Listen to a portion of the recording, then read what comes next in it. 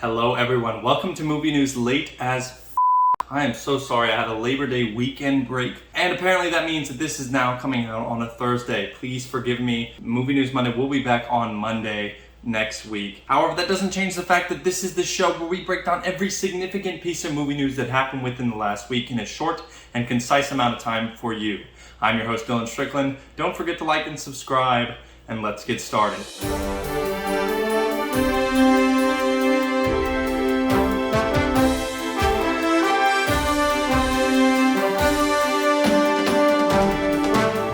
Over the weekend, I saw Shang-CHI and the Legend of the Ten Rings, and let me tell you what, this film is fantastic. It's so good.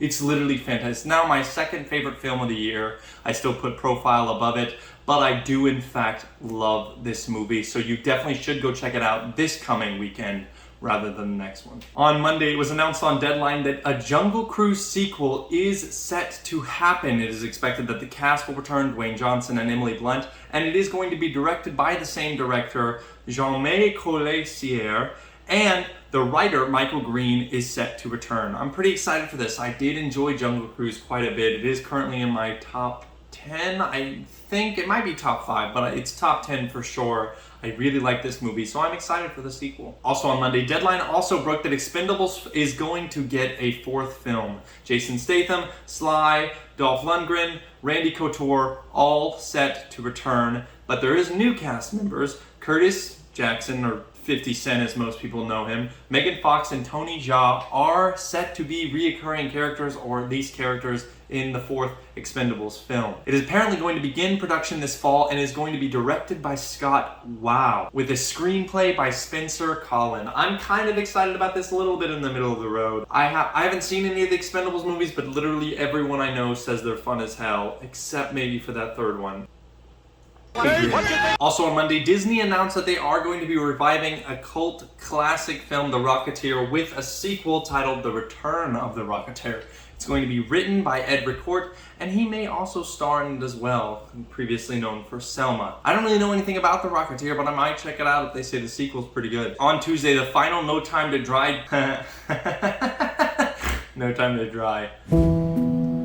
On Tuesday, the final No Time to Die trailer released, and I thought it was just alright. It looks fun, it doesn't look crazy. I'm excited to see this film when it comes out in October. That, of course, being the first week of October, and maybe I'll become a James Bond fan, who knows. Also on Tuesday, James Gunn took to Twitter to announce that the detachable kid, the character, of course, played by Nathan Fillion in the recent The Suicide Squad film, did actually survive the opening scene. That's not really a spoiler. If you've seen the first 2 minutes of the movie, you know what I'm talking about, and I didn't give any context, but TDK does survive, and we can expect Nathan Fillion maybe to return in the possible The Suicide Squad sequel. Also on Tuesday, DC Fandom has announced a return with the trailer, and everything seems to be on the lineup. Superman and Lois, everything under the sun. If you can think of a Disney project they are working on right now, they are going to talk about it at DC Fandom. I'm pretty pumped. I kind of missed last time the DC Fandom happened, just because I had some stuff going on during quarantine.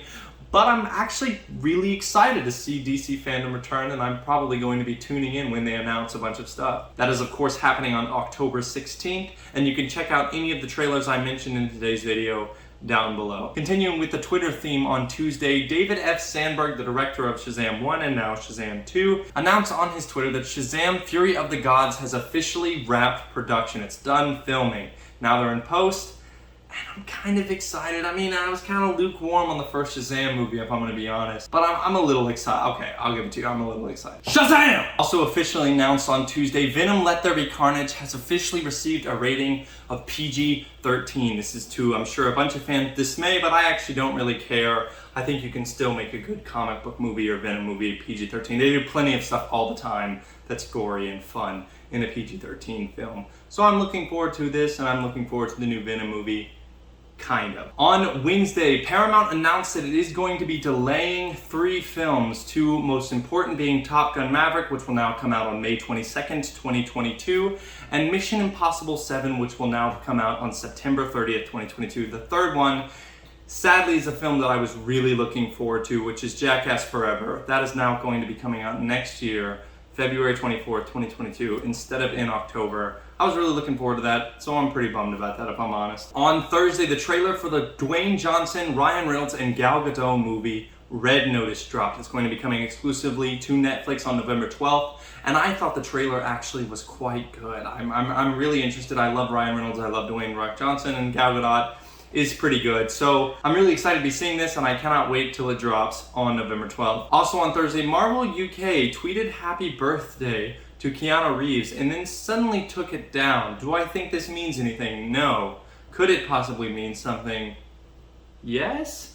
I'm a little iffy on this. I don't really know where it's gonna go, but we'll see. On the Cinema Blend Real Blend podcast, Gavin O'Connor, the director of the original The Accountant, starring Ben Affleck, announced that The Accountant 2 is actually in the works. This is how he announced it on Cinema Blend's podcast. I don't know why, but I'm pretty excited that The Accountant was a kick-ass action movie about a forensic scientist slash accountant, and I'm kind of interested to see the second one, because the first one was so cool, and I have a crush on Ben Affleck, so I'm pretty pumped. On Friday, it was announced that Cobra Kai has been approved for season 5 before season 4 even drops.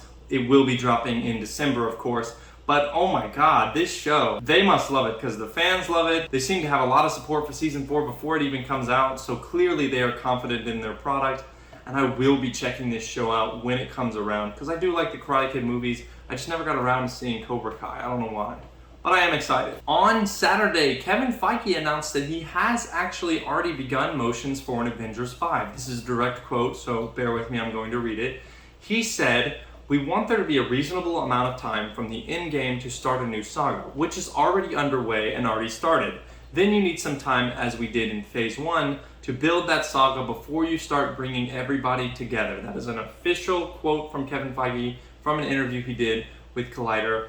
I'm pretty pumped. This isn't really shocking. He's already got stuff in motion for Avengers 5. He's kind of been talking about this all over the place, but I am still really excited to see Avengers 5 because I have nothing better to do with my life but watch these movies. And now to Tanner for the weekend box office.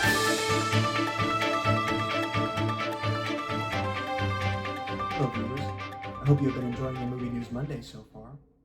Now I, Tanner, will break down for you, the viewer, the past week's economical gains for the top 5 movies in the box office, as well as their box office totals. At number 1, we have in its debut weekend, Shang-CHI and the Legend of the Ten Rings, and in its first weekend, it has made $71,400,000. What else would you expect from a Marvel movie?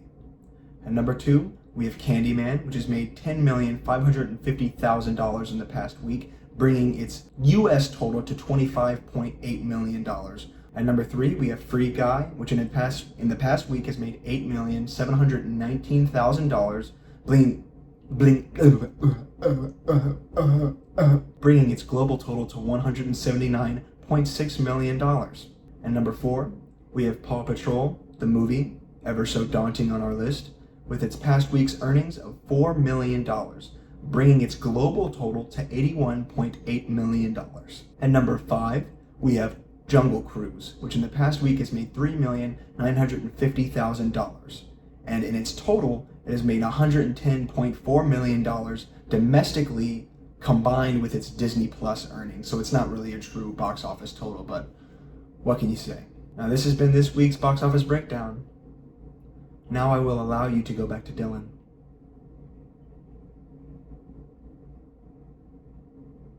Go.